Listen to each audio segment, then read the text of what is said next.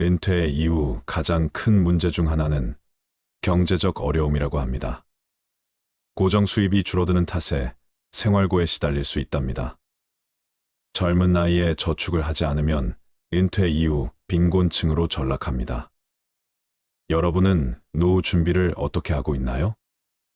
대다수 직장인은 은퇴 후 삶을 걱정하면서도 준비는 차일피일 미룹니다. 아직 은퇴까지 남은 시간이 많다며 강 건너 불구경하듯 하게 되지요. 막상 은퇴가 임박해 발등에 불이 떨어지면 할 수 있는 일이 그리 많지 않습니다. 손쓸 여력이 있을 때 일찌감치 시작해야 하지요. 그런데 수명이 길어진 만큼 노후 준비도 잘 되고 있는 걸까요? 나이가 들수록 소비 여력은 줄고 살림살이는 더욱 팍팍해지는 가운데 실제로 급속한 고령화 속도에 미처 대비하지 못한 고령층이 점차 늘어나고 있는 것으로 알려져 있습니다. 근심 걱정 없는 행복한 노후 준비를 위해서는 근본적으로 경제적 문제가 해결되어야 합니다. 퇴직을 한 이후에도 안정적으로 생활할 수 있는 생활비를 준비하는 것. 지금 우리가 소득을 벌어들이는 가장 중요한 이유 중 하나입니다. 그런데 노후 생활에 필요한 구체적인 비용을 알지 못하고 막연하게 준비한다면 시간이 지날수록 그 방향과 목적이 불안해질 수 있습니다. 40대와 50대를 지나 60대가 되면 수입이 더 낮아지는 것이 일반적인 가운데 통상적으로 나이가 들수록 소득 대비 소비의 비율은 높아집니다. 따라서 60세 이후 노후 준비를 위해서는 생애 소득이 높은 시점부터 준비를 계획적으로 해야 합니다. 어떻게 준비를 해야 은퇴 후 40년을 행복하게 지낼 수 있는 것일까요? 여러분, 폐지 줍는 일로 살아가는 노인들의 모습 많이 보셨을 겁니다. 길을 걷다가 수시로 보는 장면 아닌가요? 제대로 서 있기조차 힘겨워 보이는 할머니, 할아버지들이 굽은 허리, 깡마른 팔과 다리로 폐지 수레를 끌고 가는 장면을 보노라면 달려가 밀어드리고 싶은 마음입니다. 기운이 펄펄 넘치는 태양도 아직 잠에서 깨어나지 않은 새벽, 남들보다 라면 박스 한 개, 신문지 한 장이라도 더 주우려면 무인들은 부지런히 골목 쓰레기통과 셔터 내려진 가게 앞을 뒤지고 다녀야 한다고 합니다. 해가 뉘엿뉘엿 넘어갈 때까지 주운 폐지를 고물상이라고 흔히 부르는 곳에 넘기고 손에 쥐는 돈은 그야말로 푼돈 수준이라고 해요. 비라도 오거나 눈이라도 내리면 정말 폐지는 엄청나게 무거워지고 미끄러지거나 수레에 깔려 돈을 벌기는 고사하고 몸을 다치는 일도 비일비재하다지요. 지금도 생계를 위해서 많은 노인들이 폐지를 모으고 있고 이들이 한 달 평균 버는 돈은 고작 10만 원에서 20만 원 정도라고 해요. 폐지 줍는 노인들에게는 아름다운 가로수 길도 그저 빨리 걸어가야 할 거리에 불과합니다. 장수라는 것도 몸과 마음이 여유로워야 욕망의 대상이지 가진 것 없고 몸도 불편하면 노인들이 입버릇처럼 말씀하시듯이 어서 죽기만을 기다리게 된다고 합니다. 오늘은 몇 년 전 기사에 나온 어느 할머니, 할아버지의 실제 사연을 소개해드리고 노후 준비와 노년의 삶에 대한 성찰을 생각해보는 시간을 가졌으면 합니다. 먼저 불안정한 거주지에서 빈곤한 노후를 보내고 있는 80대 한 할머니의 사연입니다. 할머니는 불안정한 거주지에서 빈곤한 노후를 보내고 있다. 몇 년 전 혼자 작은 쪽방을 하나 구할 때도 보증금을 낼 돈이 없어 집주인을 설득해야 했다. 딸이 하나 있긴 한데 경제적으로 절 도와줄 형편이 못 돼요. 정부에서 나오는 약간의 보조금과 노인 기초연금에만 기대 살고 있는 할머니는 지원금에서 방세와 각종 요금 고지서를 내고 나면 손에 남는 돈이 별로 없었다고 말했다. 매달 생활비가 부족하다 보니 저녁은 밥과 우유로 해결하곤 했다. 할머니에게 노후 준비를 어떻게 했냐고 묻자. 하루 벌어 하루 먹고 살아야 하는데 노후를 어떻게 준비해요? 가구도 별로 없는 어느 작은 방에서 지내는 할머니의 답입니다. 할머니의 생활이 원래 이렇게 힘들었던 건 아니었다. 할머니는 젊었을 때 사립 유치원에서 교사로 일하며 매달 100만 원의 월급을 받았다고 했다.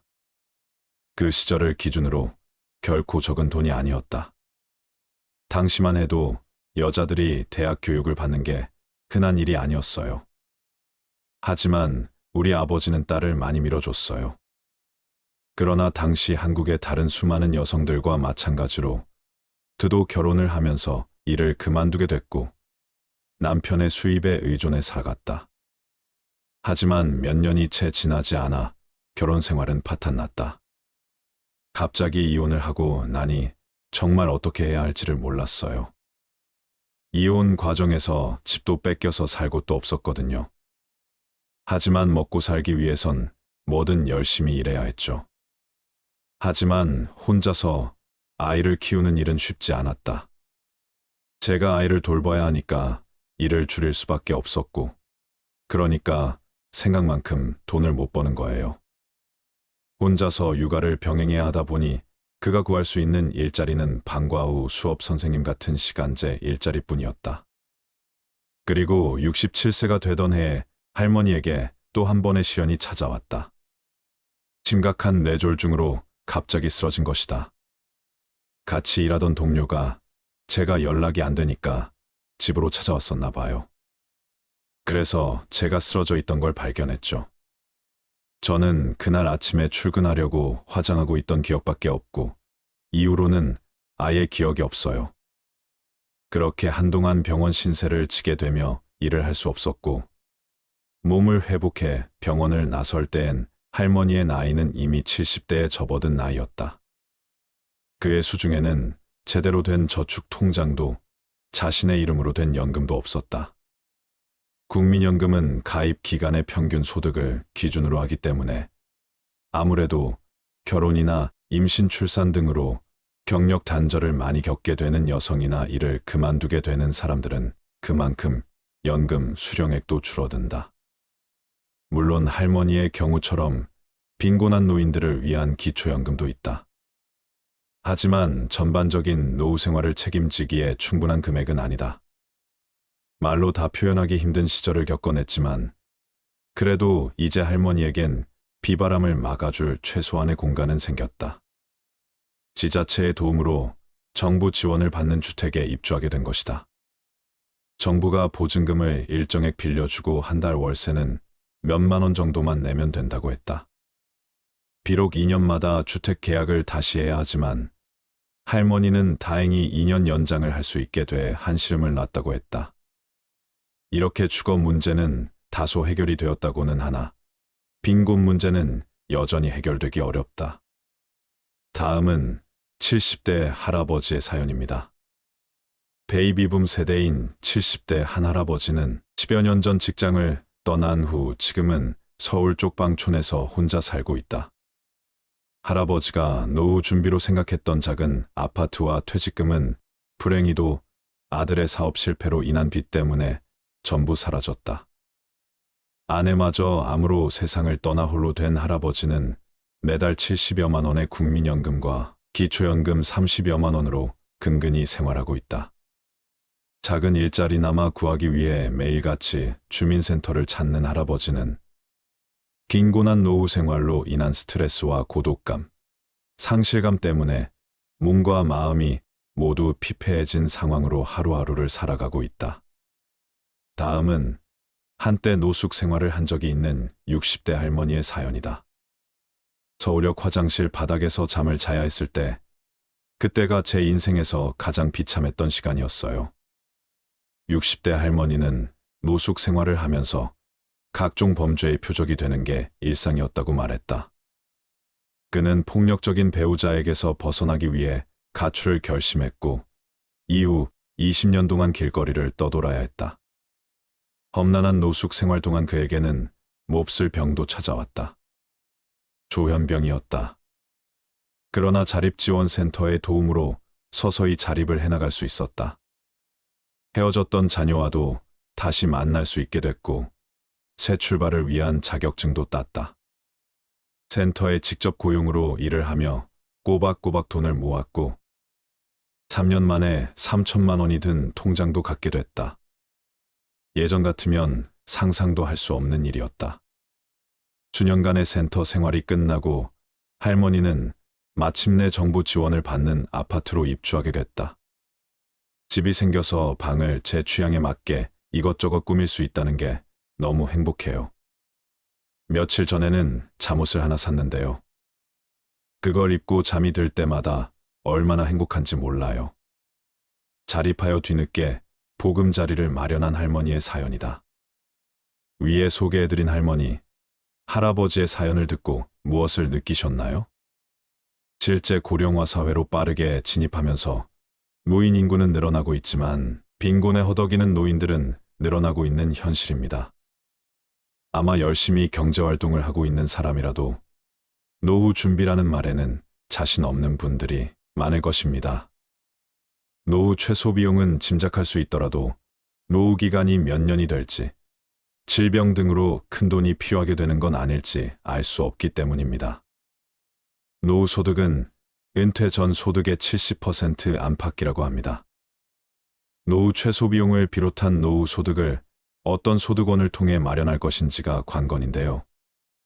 많은 직장인들이 노후 생활비 마련을 위해 60세 이후 은퇴를 희망하며 은퇴 이후에도 일을 하고 싶어 하는 것으로 나타났습니다.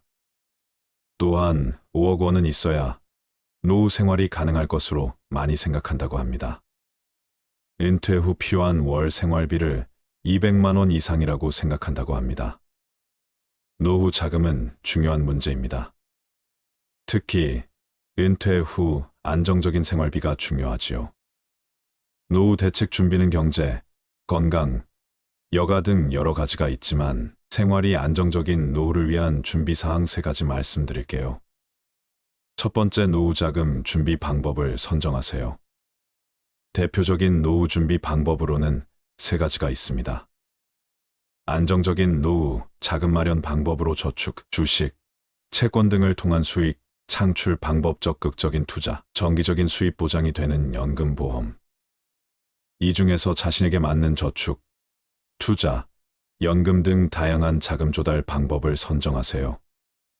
자신에게 맞는 노후 준비 방법을 선택하는 게 중요합니다. 자신의 리스크 허용도를 파악하는 것이 중요합니다. 안정적인 저축을 선호할지, 고수익을 추구할지 등을 결정하세요. 때로는 노후 준비 방법을 전문가와 상담하는 것도 좋습니다. 두 번째, 은퇴 후의 생활비를 계산하세요. 은퇴 후 원하는 생활 수준을 고려하여 예상 생활비를 계산하시면 됩니다. 은퇴 후 생활비는 현재 생활 수준, 건강 상태, 여가 활동 계획 등에 따라 달라지겠지요. 은퇴 후 생활비의 중요성은 아무리 강조해도 지나치지 않습니다. 충분한 생활비는 금전적 안정감을 제공합니다. 안정적인 생활비 확보는 자유로운 노후 생활을 가능케 합니다. 여가 활동이나 여행 등 원하는 활동을 자유롭게 즐길 수 있지요. 세 번째, 노후 비상자금을 확보하세요. 은퇴 후 예기치 않은 상황에 대비하기 위한 비상자금 꼭 준비하세요. 은퇴 후에는 건강 문제, 자녀 문제 등으로 언제 어떤 문제가 발생할지 모릅니다. 이럴 때를 대비해서 꼭 비상금을 확보해 두세요. 노후 준비는 개인의 상황과 목표에 따라 다양한 방법으로 진행할 수 있습니다. 시작 나이는 일찍 정하는 것이 좋습니다. 노후 준비 방법은 자신의 상황에 맞게 선택하며 은퇴 생활비는 신중하게 계획해야 합니다. 퇴직을 한 이후에도 안정적으로 생활할 수 있는 생활비를 준비하는 것, 지금 우리가 소득을 벌어들이는 가장 중요한 이유 중 하나입니다. 평균 수명의 증가와 함께 노후의 기간이 길어지면서 노후에도 안정적으로 생활할 수 있는 준비가 절실해지고 있는데요. 이러한 배경 속에서 노후 준비는 단순한 선택이 아닌 필수가 되었으며 이를 위한 체계적인 계획과 시행이 요구됩니다. 과거의 금융 환경을 되돌아보면 높은 예금, 금리와 안정적인 경제 성장률로 인해 노후 준비에 큰 어려움을 느끼지 않았습니다. 하지만 금융시장의 변동성 증가와 글로벌 경제의 불안정성, 그리고 금리의 하락 등 현재의 환경은 노후 자금을 준비하기에 많은 도전을 안겨주고 있습니다. 오늘은 노후의 자산 관리에 대하여 말씀드리겠습니다. 저성장, 저금리, 고령화와 변화된 환경 속에서 노후 자산을 성공적으로 운용하고 평안한 노후를 준비하려면 지금까지 익숙했던 것과 다른 노후 자산 관리 원칙이 필요합니다. 첫째, 노후 자산은 질병 사고, 등으로 인한 경제적 손실로부터 보호되어야 합니다. 질병 및 사고는 노후 자산의 형성을 막고 소진을 앞당기는 원인으로 작용하므로 보장성 보험 등을 통해 철저하게 대비해야 합니다. 둘째, 노후 자산은 장기적인 관점에서 우량 자산에 투자해야 합니다. 노후 자산은 장기간 운용해야 하므로 사회경제적 트렌드의 변화에 맞는 우량 자산을 선별하여 투자해야 합니다. 셋째, 노후 자산은 안정성에 초점을 두고 다양한 자산에 투자해야 합니다. 집중 투자에 따른 손실은 장기 투자로도 회복하지 못할 수 있습니다. 자산 운용의 안정성을 위해서는 노후 자산을 철저하게 분산해야 합니다. 넷째, 노후 자산은 자신에게 맞는 자금 계획을 세우고 그에 맞게 자산을 운용해야 합니다.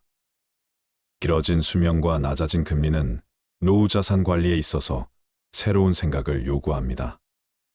자산 규모보다는 현금 흐름을 중시하는 관점을 가져야 하며 자신에게 맞는 인출 계획을 세우고 적립 시기부터 그에 맞게 노후 자산을 운용해야 합니다.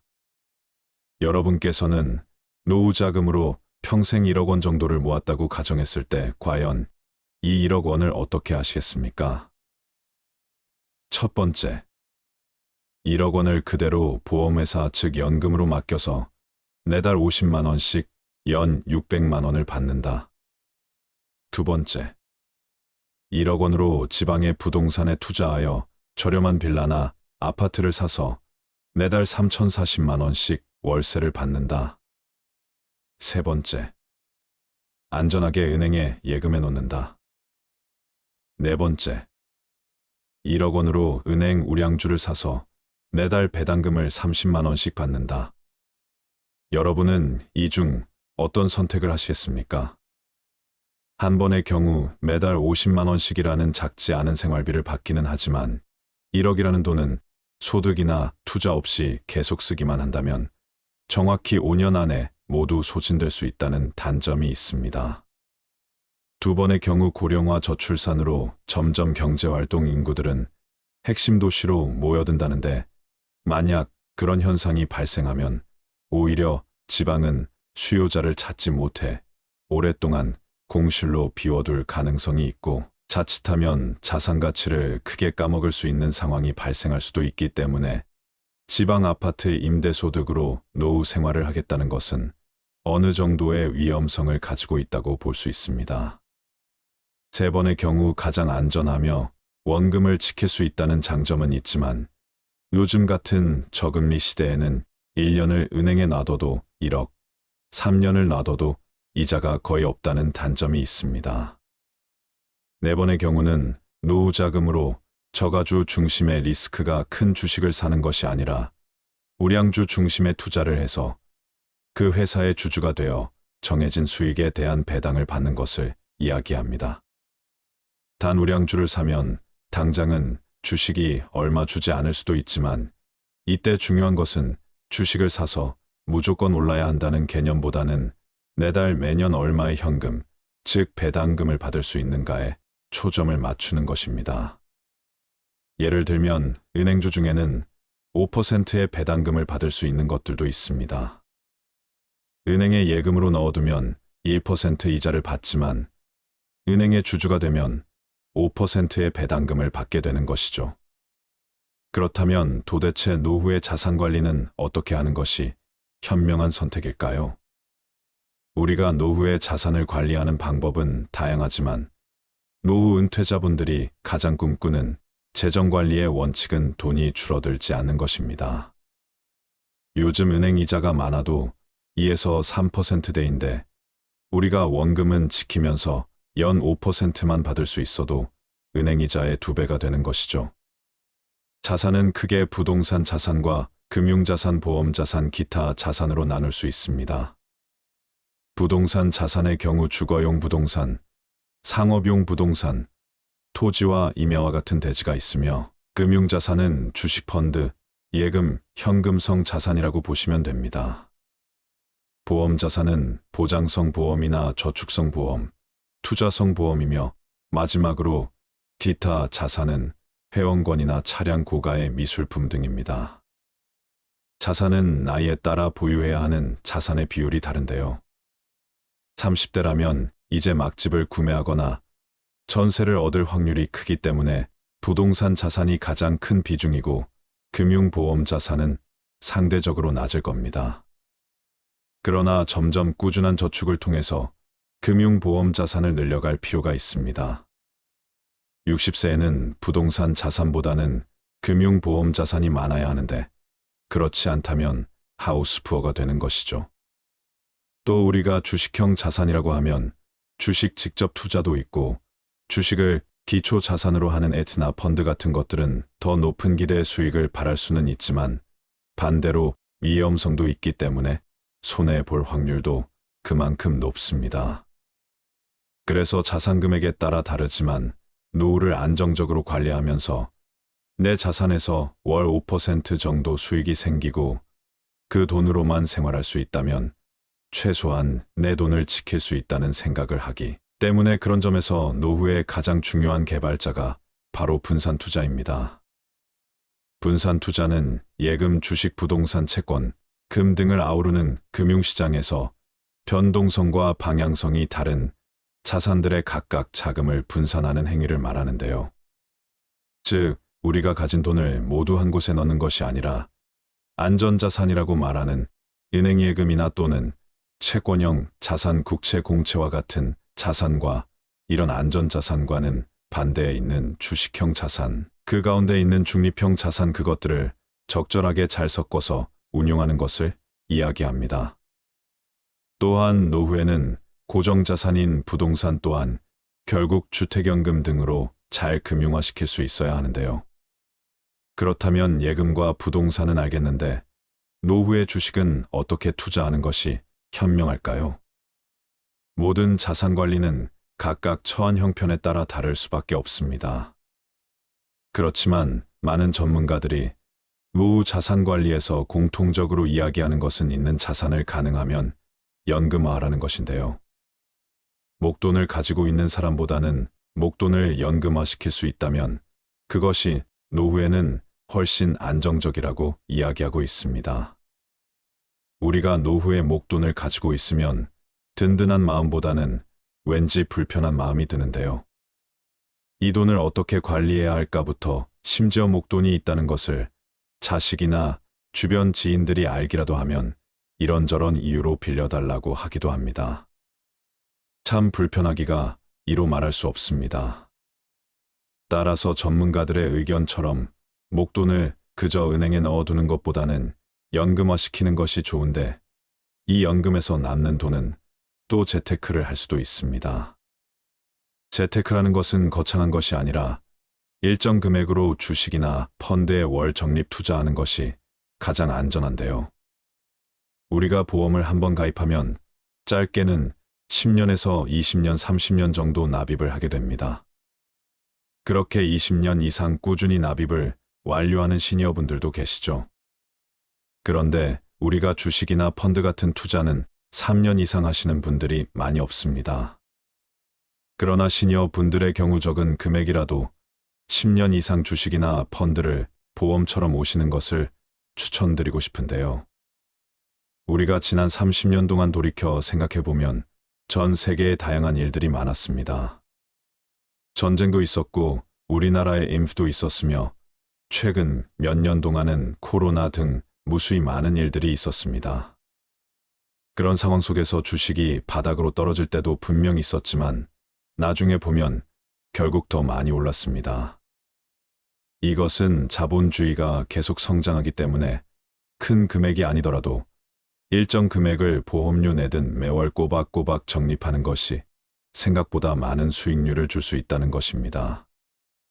우리가 노후의 투자를 통해서 많은 돈을 벌어들이겠다는 것은 너무나 위험한 생각일 수 있습니다.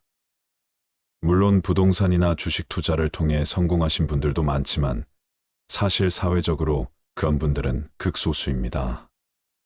평범한 사람이 투자에 성공하는 것은 결코 쉬운 일이 아니기 때문에 노후에 너무 큰 리스크를 감수하는 것은 자칫 위험할 수 있습니다. 따라서 결론적으로 노후에 1억 원이 있다면 어느 한 곳에 몰아서 놔두시는 것보다는 예금과 부동산 주식 등을 안전하게 분산 투자하시는 것이 좋습니다. 주식은 적은 금액이라도 보험처럼 꾸준히 사 모으시는 것이 제일 중요하고 특히 매달 연금식으로 받을 수 있는 배당금이 나오는 주식이나 펀드를 활용해 보시면 좋을 것 같습니다.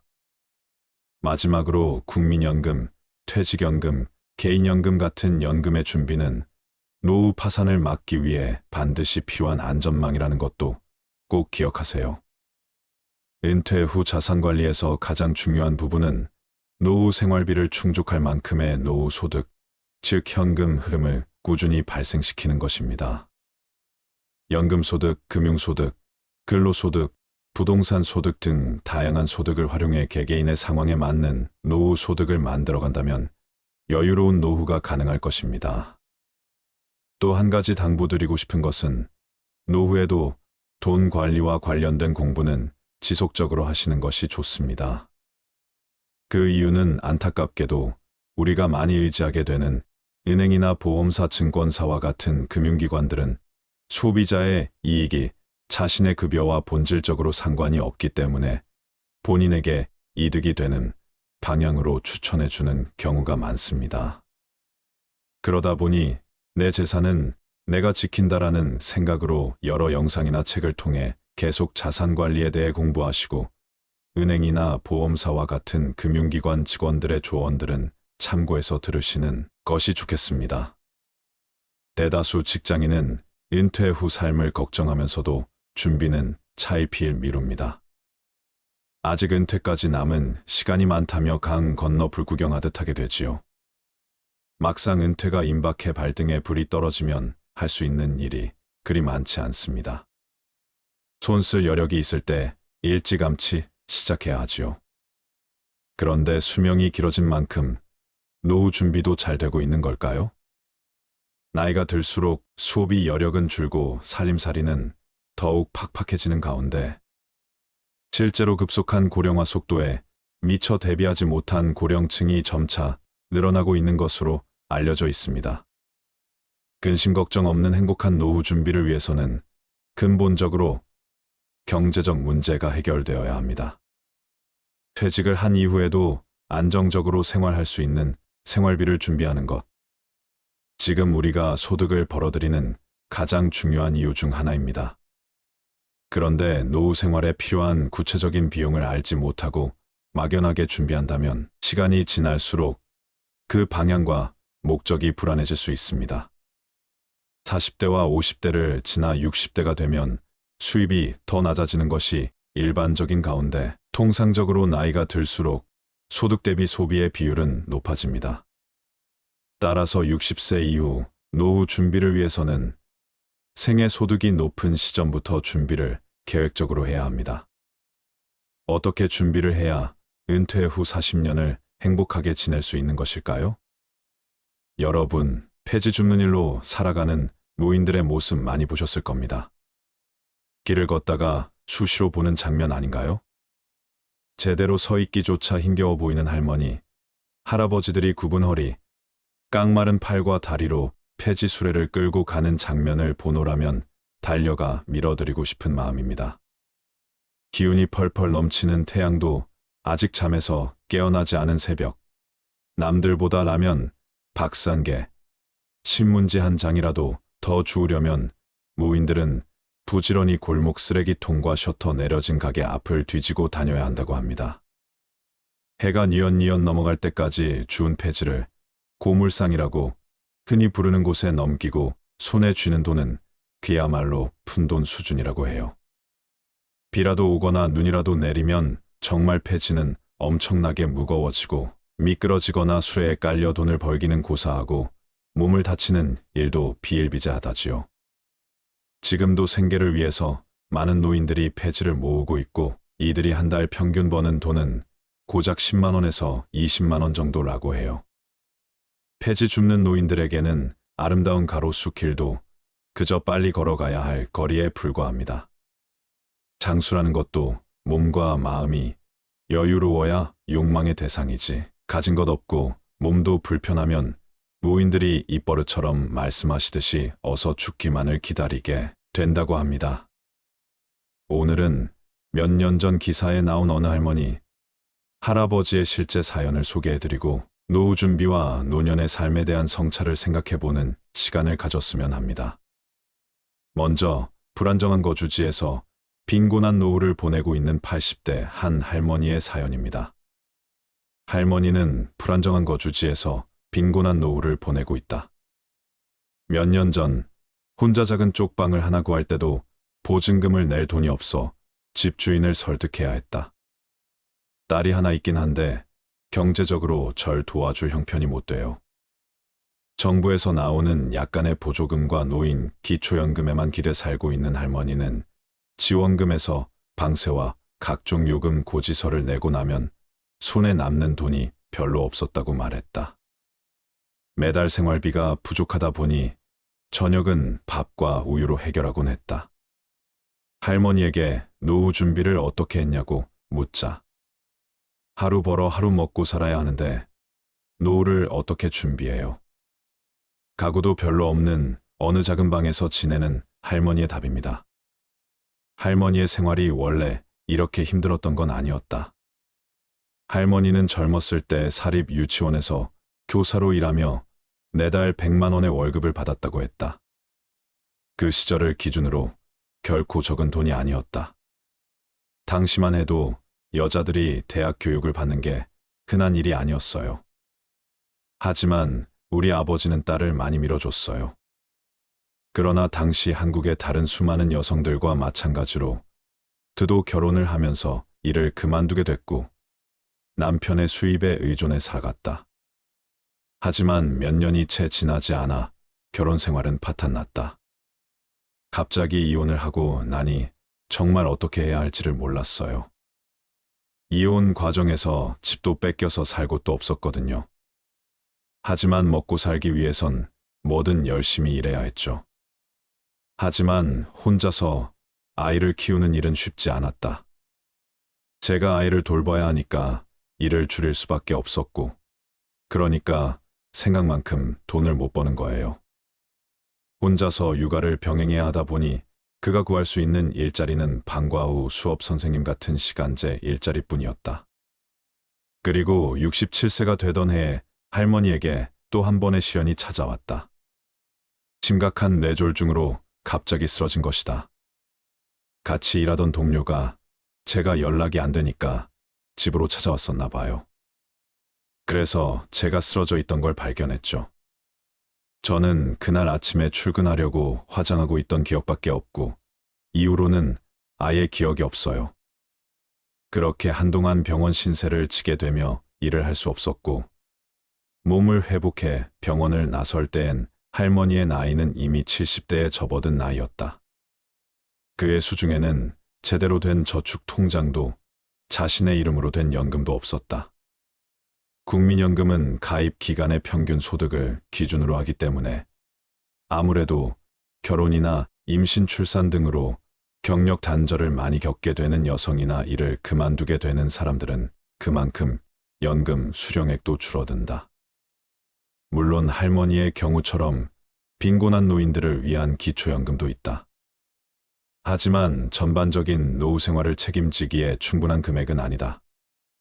말로 다 표현하기 힘든 시절을 겪어냈지만 그래도 이제 할머니에겐 비바람을 막아줄 최소한의 공간은 생겼다. 지자체의 도움으로 정부 지원을 받는 주택에 입주하게 된 것이다. 정부가 보증금을 일정액 빌려주고 한 달 월세는 몇만 원 정도만 내면 된다고 했다. 비록 2년마다 주택 계약을 다시 해야 하지만 할머니는 다행히 2년 연장을 할 수 있게 돼 한시름을 놨다고 했다. 이렇게 주거 문제는 다소 해결이 되었다고는 하나 빈곤 문제는 여전히 해결되기 어렵다. 다음은 70대 할아버지의 사연입니다. 베이비붐 세대인 70대 한 할아버지는 10여 년 전 직장을 떠난 후 지금은 서울 쪽방촌에서 혼자 살고 있다. 할아버지가 노후 준비로 생각했던 작은 아파트와 퇴직금은 불행히도 아들의 사업 실패로 인한 빚 때문에 전부 사라졌다. 아내마저 암으로 세상을 떠나 홀로 된 할아버지는 매달 70여만 원의 국민연금과 기초연금 30여만 원으로 근근히 생활하고 있다.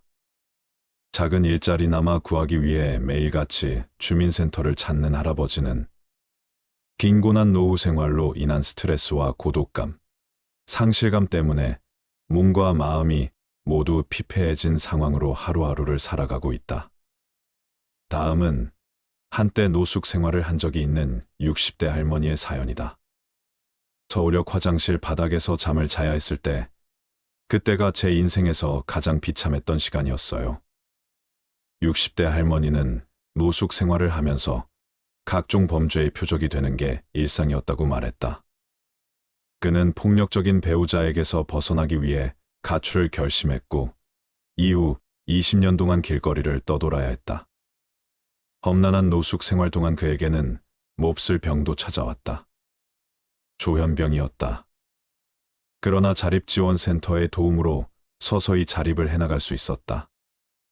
헤어졌던 자녀와도 다시 만날 수 있게 됐고, 새 출발을 위한 자격증도 땄다. 센터에 직접 고용으로 일을 하며 꼬박꼬박 돈을 모았고, 3년 만에 3천만 원이 든 통장도 갖게 됐다. 예전 같으면 상상도 할 수 없는 일이었다. 수년간의 센터 생활이 끝나고 할머니는 마침내 정부 지원을 받는 아파트로 입주하게 됐다. 집이 생겨서 방을 제 취향에 맞게 이것저것 꾸밀 수 있다는 게 너무 행복해요. 며칠 전에는 잠옷을 하나 샀는데요. 그걸 입고 잠이 들 때마다 얼마나 행복한지 몰라요. 자립하여 뒤늦게 보금자리를 마련한 할머니의 사연이다. 위에 소개해드린 할머니, 할아버지의 사연을 듣고 무엇을 느끼셨나요? 실제 고령화 사회로 빠르게 진입하면서 노인 인구는 늘어나고 있지만 빈곤에 허덕이는 노인들은 늘어나고 있는 현실입니다. 아마 열심히 경제활동을 하고 있는 사람이라도 노후 준비라는 말에는 자신 없는 분들이 많을 것입니다. 노후 최소 비용은 짐작할 수 있더라도 노후 기간이 몇 년이 될지, 질병 등으로 큰 돈이 필요하게 되는 건 아닐지 알 수 없기 때문입니다. 노후 소득은 은퇴 전 소득의 70% 안팎이라고 합니다. 노후 최소 비용을 비롯한 노후 소득을 어떤 소득원을 통해 마련할 것인지가 관건인데요. 많은 직장인들이 노후 생활비 마련을 위해 60세 이후 은퇴를 희망하며 은퇴 이후에도 일을 하고 싶어 하는 것으로 나타났습니다. 또한 5억 원은 있어야 노후 생활이 가능할 것으로 많이 생각한다고 합니다. 은퇴 후 필요한 월 생활비를 200만 원 이상이라고 생각한다고 합니다. 노후 자금은 중요한 문제입니다. 특히 은퇴 후 안정적인 생활비가 중요하지요. 노후 대책 준비는 경제, 건강, 여가 등 여러 가지가 있지만 생활이 안정적인 노후를 위한 준비사항 3가지 말씀드릴게요. 첫 번째, 노후 자금 준비 방법을 선정하세요. 대표적인 노후 준비 방법으로는 3가지가 있습니다. 안정적인 노후 자금 마련 방법으로 저축, 주식, 채권 등을 통한 수익, 창출 방법 적극적인 투자, 정기적인 수입 보장이 되는 연금보험. 이 중에서 자신에게 맞는 저축, 투자, 연금 등 다양한 자금 조달 방법을 선정하세요. 자신에게 맞는 노후 준비 방법을 선택하는 게 중요합니다. 자신의 리스크 허용도를 파악하는 것이 중요합니다. 안정적인 저축을 선호할지, 고수익을 추구할지 등을 결정하세요. 때로는 노후 준비 방법을 전문가와 상담하는 것도 좋습니다. 두 번째, 은퇴 후의 생활비를 계산하세요. 은퇴 후 원하는 생활 수준을 고려하여 예상 생활비를 계산하시면 됩니다. 은퇴 후 생활비는 현재 생활 수준, 건강 상태, 여가 활동 계획 등에 따라 달라지겠지요. 은퇴 후 생활비의 중요성은 아무리 강조해도 지나치지 않습니다. 충분한 생활비는 금전적 안정감을 제공합니다. 안정적인 생활비 확보는 자유로운 노후 생활을 가능케 합니다. 여가 활동이나 여행 등 원하는 활동을 자유롭게 즐길 수 있지요.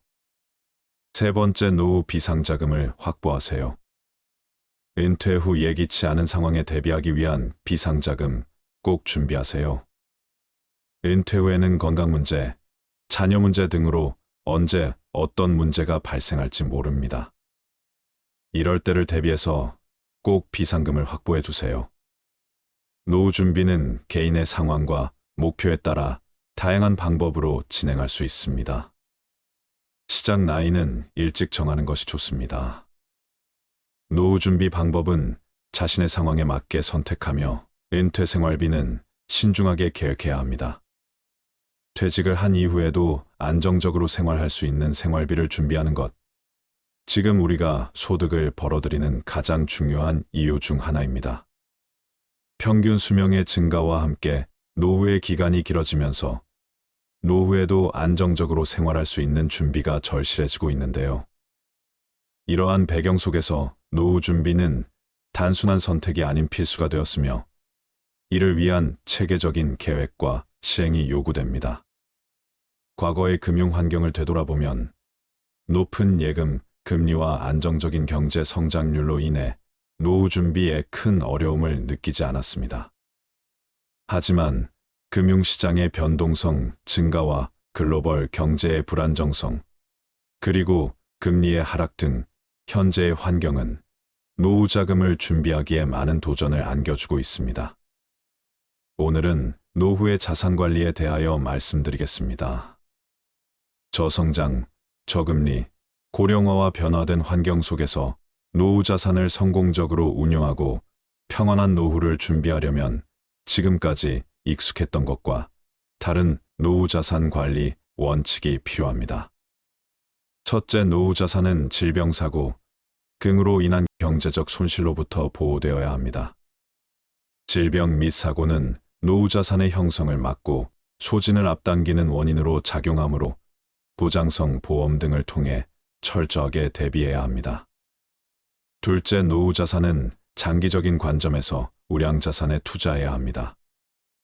노후 자산은 장기간 운용해야 하므로 사회경제적 트렌드의 변화에 맞는 우량 자산을 선별하여 투자해야 합니다. 셋째, 노후 자산은 안정성에 초점을 두고 다양한 자산에 투자해야 합니다. 집중 투자에 따른 손실은 장기 투자로도 회복하지 못할 수 있습니다. 자산 운용의 안정성을 위해서는 노후 자산을 철저하게 분산해야 합니다. 넷째, 노후 자산은 자신에게 맞는 자금 계획을 세우고 그에 맞게 자산을 운용해야 합니다. 길어진 수명과 낮아진 금리는 노후 자산 관리에 있어서 새로운 생각을 요구합니다. 자산 규모보다는 현금 흐름을 중시하는 관점을 가져야 하며 자신에게 맞는 인출 계획을 세우고 적립 시기부터 그에 맞게 노후 자산을 운용해야 합니다. 여러분께서는 노후 자금으로 평생 1억 원 정도를 모았다고 가정했을 때 과연 이 1억 원을 어떻게 하시겠습니까? 첫 번째, 1억 원을 그대로 보험회사 즉 연금으로 맡겨서 매달 50만 원씩 연 600만 원을 받는다. 두 번째, 1억 원으로 지방의 부동산에 투자하여 저렴한 빌라나 아파트를 사서 매달 3,040만 원씩 월세를 받는다. 세 번째, 안전하게 은행에 예금해 놓는다. 네 번째, 1억 원으로 은행 우량주를 사서 매달 배당금을 30만 원씩 받는다. 여러분은 이 중 어떤 선택을 하시겠습니까? 한 번의 경우 매달 50만 원씩이라는 작지 않은 생활비를 받기는 하지만 1억이라는 돈은 소득이나 투자 없이 계속 쓰기만 한다면 정확히 5년 안에 모두 소진될 수 있다는 단점이 있습니다. 두 번의 경우 고령화 저출산으로 점점 경제활동 인구들은 핵심 도시로 모여든다는데 만약 그런 현상이 발생하면 오히려 지방은 수요자를 찾지 못해 오랫동안 공실로 비워둘 가능성이 있고 자칫하면 자산 가치를 크게 까먹을 수 있는 상황이 발생할 수도 있기 때문에 지방 아파트 임대소득으로 노후 생활을 하겠다는 것은 어느 정도의 위험성을 가지고 있다고 볼 수 있습니다. 재번의 경우 가장 안전하며 원금을 지킬 수 있다는 장점은 있지만 요즘 같은 저금리 시대에는 1년을 은행에 놔둬도 1억, 3년을 놔둬도 이자가 거의 없다는 단점이 있습니다. 네 번의 경우는 노후 자금으로 저가주 중심의 리스크가 큰 주식을 사는 것이 아니라 우량주 중심의 투자를 해서 그 회사의 주주가 되어 정해진 수익에 대한 배당을 받는 것을 이야기합니다. 단 우량주를 사면 당장은 주식이 얼마 주지 않을 수도 있지만 이때 중요한 것은 주식을 사서 무조건 올라야 한다는 개념보다는 매달 매년 얼마의 현금, 즉 배당금을 받을 수 있는가에 초점을 맞추는 것입니다. 예를 들면 은행주 중에는 5%의 배당금을 받을 수 있는 것들도 있습니다. 은행에 예금으로 넣어두면 1% 이자를 받지만 은행의 주주가 되면 5%의 배당금을 받게 되는 것이죠. 그렇다면 도대체 노후의 자산 관리는 어떻게 하는 것이 현명한 선택일까요? 우리가 노후의 자산을 관리하는 방법은 다양하지만 노후 은퇴자분들이 가장 꿈꾸는 재정관리의 원칙은 돈이 줄어들지 않는 것입니다. 요즘 은행 이자가 많아도 2에서 3%대인데 우리가 원금은 지키면서 연 5%만 받을 수 있어도 은행 이자의 2배가 되는 것이죠. 자산은 크게 부동산 자산과 금융자산, 보험자산, 기타 자산으로 나눌 수 있습니다. 부동산 자산의 경우 주거용 부동산, 상업용 부동산, 토지와 임야와 같은 대지가 있으며 금융자산은 주식펀드, 예금, 현금성 자산이라고 보시면 됩니다. 보험자산은 보장성 보험이나 저축성 보험, 투자성 보험이며 마지막으로 기타 자산은 회원권이나 차량 고가의 미술품 등입니다. 자산은 나이에 따라 보유해야 하는 자산의 비율이 다른데요. 30대라면 이제 막 집을 구매하거나 전세를 얻을 확률이 크기 때문에 부동산 자산이 가장 큰 비중이고 금융보험 자산은 상대적으로 낮을 겁니다. 그러나 점점 꾸준한 저축을 통해서 금융보험 자산을 늘려갈 필요가 있습니다. 60세에는 부동산 자산보다는 금융보험 자산이 많아야 하는데 그렇지 않다면 하우스푸어가 되는 것이죠. 또 우리가 주식형 자산이라고 하면 주식 직접 투자도 있고 주식을 기초 자산으로 하는 에트나 펀드 같은 것들은 더 높은 기대 수익을 바랄 수는 있지만 반대로 위험성도 있기 때문에 손해볼 확률도 그만큼 높습니다. 그래서 자산 금액에 따라 다르지만 노후를 안정적으로 관리하면서 내 자산에서 월 5% 정도 수익이 생기고 그 돈으로만 생활할 수 있다면 최소한 내 돈을 지킬 수 있다는 생각을 하기 때문에 그런 점에서 노후의 가장 중요한 개발자가 바로 분산 투자입니다.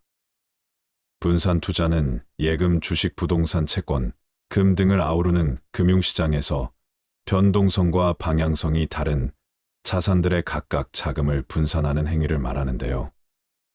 즉, 우리가 가진 돈을 모두 한 곳에 넣는 것이 아니라 안전자산이라고 말하는 은행예금이나 또는 채권형 자산, 국채, 공채와 같은 자산과 이런 안전자산과는 반대에 있는 주식형 자산, 그 가운데 있는 중립형 자산, 그것들을 적절하게 잘 섞어서 운용하는 것을 이야기합니다.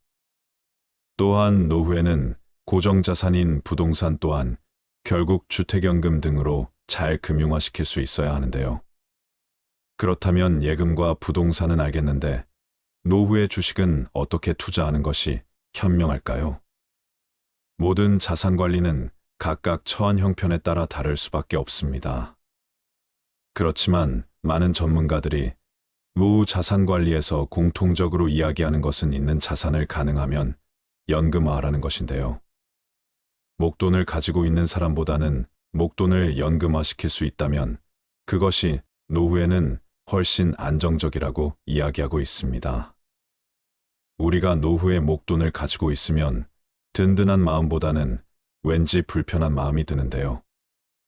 이 돈을 어떻게 관리해야 할까부터 심지어 목돈이 있다는 것을 자식이나 주변 지인들이 알기라도 하면 이런저런 이유로 빌려달라고 하기도 합니다. 참 불편하기가 이로 말할 수 없습니다. 따라서 전문가들의 의견처럼 목돈을 그저 은행에 넣어두는 것보다는 연금화시키는 것이 좋은데 이 연금에서 남는 돈은 또 재테크를 할 수도 있습니다. 재테크라는 것은 거창한 것이 아니라 일정 금액으로 주식이나 펀드에 월 적립 투자하는 것이 가장 안전한데요. 우리가 보험을 한번 가입하면 짧게는 10년에서 20년, 30년 정도 납입을 하게 됩니다. 그렇게 20년 이상 꾸준히 납입을 완료하는 시니어분들도 계시죠. 그런데 우리가 주식이나 펀드 같은 투자는 3년 이상 하시는 분들이 많이 없습니다. 그러나 시니어 분들의 경우 적은 금액이라도 10년 이상 주식이나 펀드를 보험처럼 오시는 것을 추천드리고 싶은데요. 우리가 지난 30년 동안 돌이켜 생각해보면 전 세계에 다양한 일들이 많았습니다. 전쟁도 있었고 우리나라에 인프도 있었으며 최근 몇 년 동안은 코로나 등 무수히 많은 일들이 있었습니다. 그런 상황 속에서 주식이 바닥으로 떨어질 때도 분명 있었지만 나중에 보면 결국 더 많이 올랐습니다. 이것은 자본주의가 계속 성장하기 때문에 큰 금액이 아니더라도 일정 금액을 보험료 내든 매월 꼬박꼬박 적립하는 것이 생각보다 많은 수익률을 줄 수 있다는 것입니다. 우리가 노후에 투자를 통해서 많은 돈을 벌어들이겠다는 것은 너무나 위험한 생각일 수 있습니다. 물론 부동산이나 주식 투자를 통해 성공하신 분들도 많지만 사실 사회적으로 그런 분들은 극소수입니다. 평범한 사람이 투자에 성공하는 것은 결코 쉬운 일이 아니기 때문에 노후에 너무 큰 리스크를 감수하는 것은 자칫 위험할 수 있습니다. 따라서 결론적으로 노후에 1억 원이 있다면 어느 한 곳에 몰아서 놔두시는 것보다는 예금과 부동산 주식 등을 안전하게 분산 투자하시는 것이 좋습니다. 주식은 적은 금액이라도 보험처럼 꾸준히 사 모으시는 것이 제일 중요하고 특히 매달 연금식으로 받을 수 있는 배당금이 나오는 주식이나 펀드를 활용해 보시면 좋을 것 같습니다. 마지막으로 국민연금, 퇴직연금, 개인연금 같은 연금의 준비는 노후 파산을 막기 위해 반드시 필요한 안전망이라는 것도 꼭 기억하세요. 은퇴 후 자산관리에서 가장 중요한 부분은 노후 생활비를 충족할 만큼의 노후 소득, 즉 현금 흐름을 꾸준히 발생시키는 것입니다. 연금소득, 금융소득, 근로소득, 부동산 소득 등 다양한 소득을 활용해 개개인의 상황에 맞는 노후 소득을 만들어간다면 여유로운 노후가 가능할 것입니다. 또 한 가지 당부드리고 싶은 것은 노후에도 돈 관리와 관련된 공부는 지속적으로 하시는 것이 좋습니다. 그 이유는 안타깝게도 우리가 많이 의지하게 되는 은행이나 보험사, 증권사와 같은 금융기관들은 소비자의 이익이 자신의 급여와 본질적으로 상관이 없기 때문에 본인에게 이득이 되는 방향으로 추천해주는 경우가 많습니다. 그러다 보니 내 재산은 내가 지킨다라는 생각으로 여러 영상이나 책을 통해 계속 자산 관리에 대해 공부하시고 은행이나 보험사와 같은 금융기관 직원들의 조언들은 참고해서 들으시는 것이 좋겠습니다. 각자의 상황에 맞는 가장 좋은 방법을 찾아서 꼭 실행해 보시기 바랍니다. 각자의 상황에 맞는 가장 좋은 방법을 찾아서 꼭 실행해 보시기 바랍니다.